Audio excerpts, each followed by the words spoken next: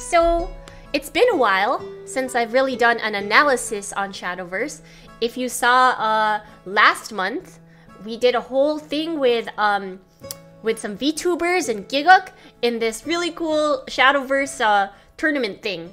And I got to participate in it, and I got second place, tied with Kiara. It was really, really fun.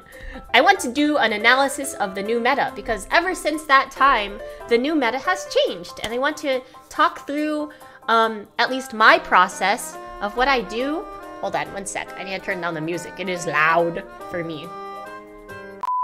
Great. Okay. So basically, when I learn a new game, I don't know if you guys have been watching my stream lately, but I've been playing a lot of Pokemon Unite, and basically when I start a new game and I really like the game, I will play a lot of it. I will like grind it until I get good at the game because I am like casually competitive, like a lot of people are, I think.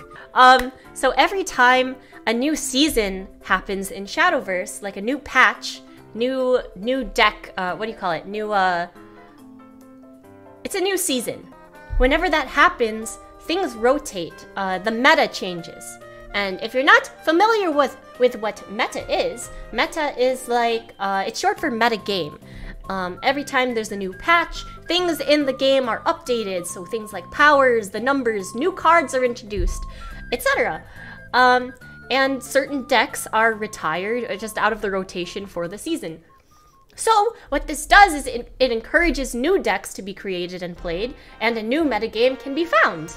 And I think that's pretty exciting. So, what meta also refers to is that it refers to what the strongest decks that are winning on like ranked ladder are. And so they can be recommended to pretty much maximize your chances of winning more often in the ranked queue, and therefore climbing the ladder even more so you can get a higher rank. So, as someone who has been out of the game for a little bit, I have missed a lot, and I need to catch up on where do I start now? Like, how do I just jump right back into this? There's so many words in Shadowverse, you know, like all card games have so many words. But Shadowverse is very pretty. I voice characters in this game. It's really fun, and I want to jump back in. So, I'm going to go through this website. I put the link in the chat. Okay, so you see here, Last Word Shadow is supposed to be one of the strongest. So this shows Last Word Shadow is obviously equal with Last Word Shadow, so it's a black box. Against Baleon Sword, it's about even, exactly 5.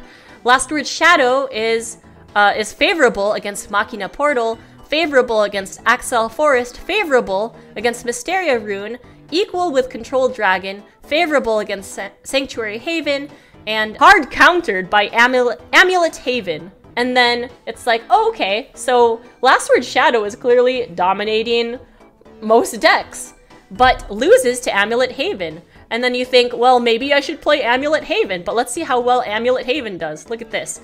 Very favorable against Last Word Shadow. Unfavorable against Baleon Sword. Favorable against Machina Portal. Gets destroyed by Axel Forest. Is unfavorable against Mysteria Rune. Favorable against Control Dragon. Favorable against Sanctuary Haven.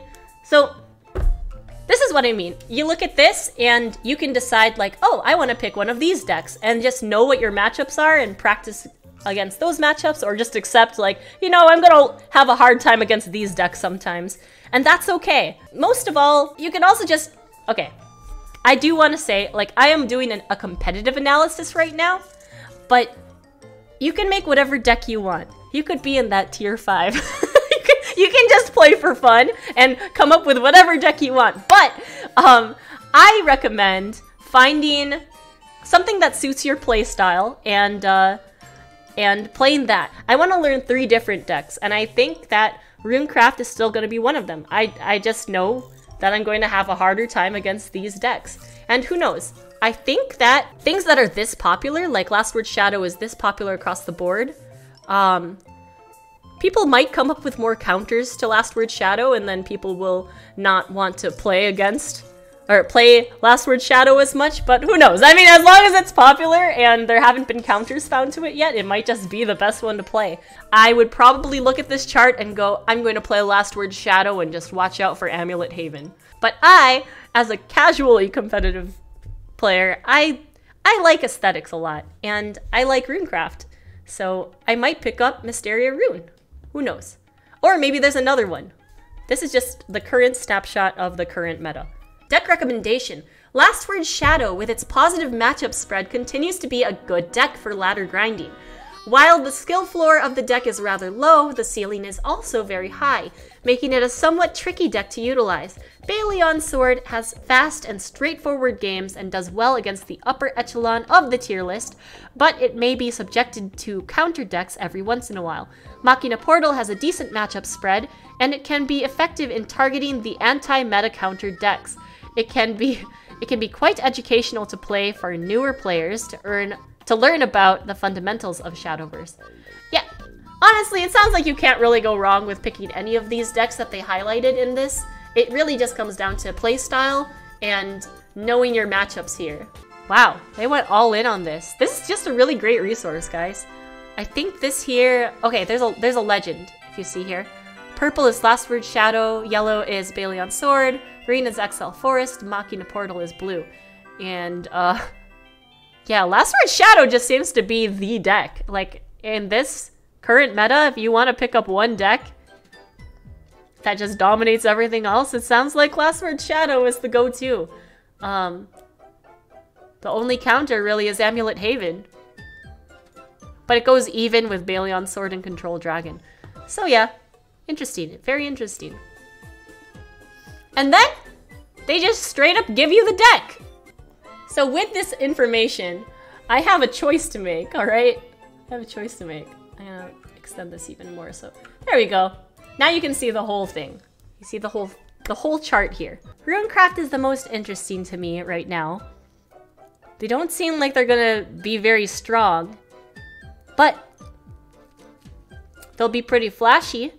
So I think I will learn that as one of my decks, but maybe it shouldn't be my first one. If I have to pick three, the strongest deck, a deck that I think is just really pretty and I like to play but isn't the worst, like not out of meta. So all of these decks here, even though it shows these type matchups, they're still all good. Like they are meta decks, as opposed to like, I don't know, something that is a random runecraft deck that I build that is not including Mysteria. Then that would just be like a bad deck that won't survive right now, right? So Rune is still viable. So I think I should pick up Last Word Shadow because it's strong. I want to pick up Mysteria Rune because I just think it's cool. And then a third one. And the third one maybe should counter the top decks.